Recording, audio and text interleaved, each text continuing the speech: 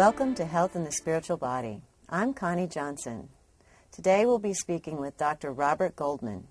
He has practiced as an OB/GYN for over 30 years and is now giving his full attention to gynecology only. His continued focus in safe, non-invasive, holistic medicine brought us here today, not only for his valued knowledge and experience, but also as my physician. Dr. Goldman has completed extensive study in alternative medicine techniques, culminating in his board certification in holistic medicine. As a baby boomer, Dr. Goldman has special interest in menopause, aging, and hormone balance. This has led him to certification in menopause management as well as being certified at the North American Menopause Society. Dr. Goldman, thank you for being with us today. Just for a moment, I was reviewing your website, and I would like to read a quote from your website regarding your practice of holistic gynecology. You say, holistic medicine is the art and science of healing that addresses the care of the whole person, body, mind, and spirit. The practice of holistic medicine is focused on optimal health, the prevention and treatment of disease by mitigating causes, and is based on the belief that unconditional love is life's most powerful healer. Can you just tell us a little bit more about your dedicated practice to holistic medicine? Well, first of all, let me give that quote credit from where it comes from. Uh-oh. That actually is from the position statement of the American Holistic Medical Association. Ah.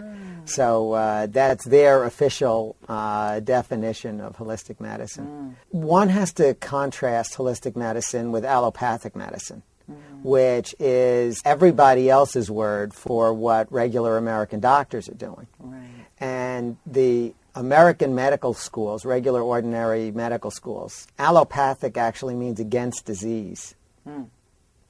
And the basic philosophical outlook is that disease is the problem, so we have got to find something to fight diseases. And even things like that Georgia has a license plate that says fight breast cancer, rather than promote healthy breasts, which would be a whole different way of viewing that situation. And I think because of that, if you look at most of the medications that are out there, the classes of medications almost all start with the words anti. We've got antibiotics and anticholinergics and anti-inflammatories. Where American medicine is really going, and has been going for the last 150 years, is really to combat disease and mostly to relieve symptoms. So if you've got runny nose, you're taking a medication to dry up the nose. But that's as opposed to really looking to see what you can do to not get a cold in the first place. And holistic medicine really has that as the center, as in fact does Chinese medicine and ancient Chinese medicine, and also Ayurveda, the basic medical practices that have come out of India for the last 2,000 years. All of those medical philosophies are trying to achieve balance and trying to get the body back into order, and to do practices and find medications to be able to achieve that. The great accomplishment, though, of the modern American medicine and European medicine before that is really to solve the problems that a person can get into if they're overwhelmed.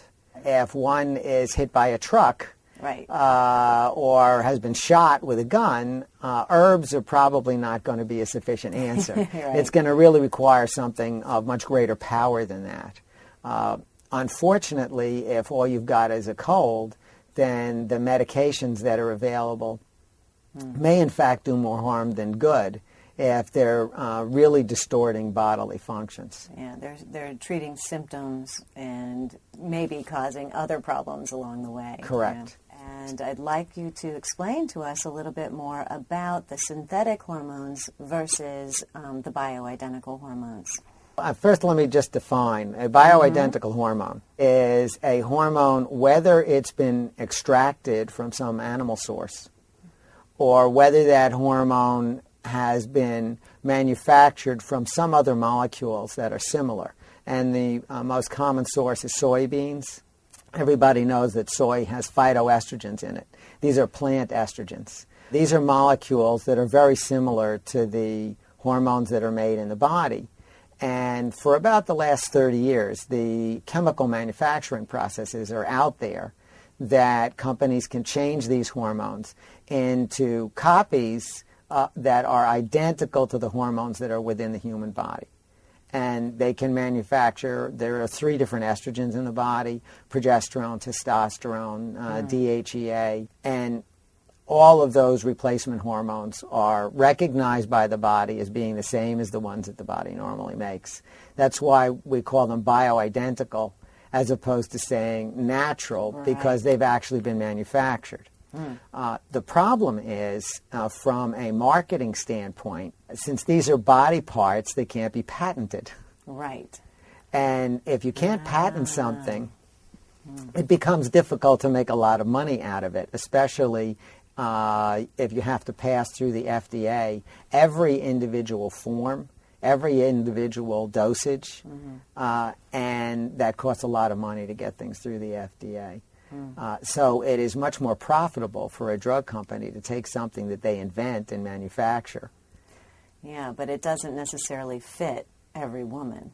So Correct. It's like a dosage coming from, actually we know the mare's, impregnated mare's urine. Right. And so with that, they're trying to give the same dosage, which was also a large dosage, from my understanding, for every woman. It was just kind of, and a combination of... Correct. In the Women's Health Initiative study, they were using a single oral dosage of Premarin for everybody, and also a dosage of Provera, which is a totally synthesized molecule. No woman's body and no horse's body has ever made Provera, which was invented in the early 50s because it was much more powerful than real progesterone. Because it was not natural to the liver, it takes the body a long time to get rid of it. So it sticks around a long time. So that actually they felt was an advantage. And it's not so great for the liver. It is not so great for the liver. Actually, it's not so great for other parts of the body, even more so. Okay. Well, when I first started coming to see you, which was about 18 months ago, I was having monthly migraines, I was having heavier cycles, and here we are 18 months later, and I've kind of shifted into another thing. My skin, my hair have been drying out, I'm having sleepless nights, more on insomnia, mood swings, weepiness, and then that at 2:20 every night, throwing the blankets off. And opening the windows and running my husband out of the room. Along with these complaints, you've said that in the beginning I had unopposed estrogen. Can you tell us a little bit more about what that means and how that reacts in your body?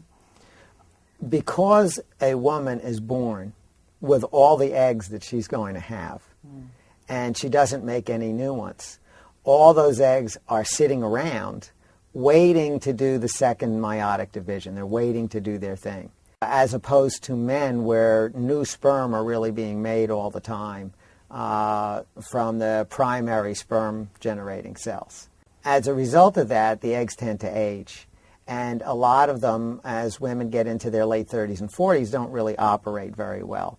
So in any given cycle, when that woman is trying to produce an egg, it may or may not function. It is only if a woman has actually produced an egg in any given cycle that she produces progesterone.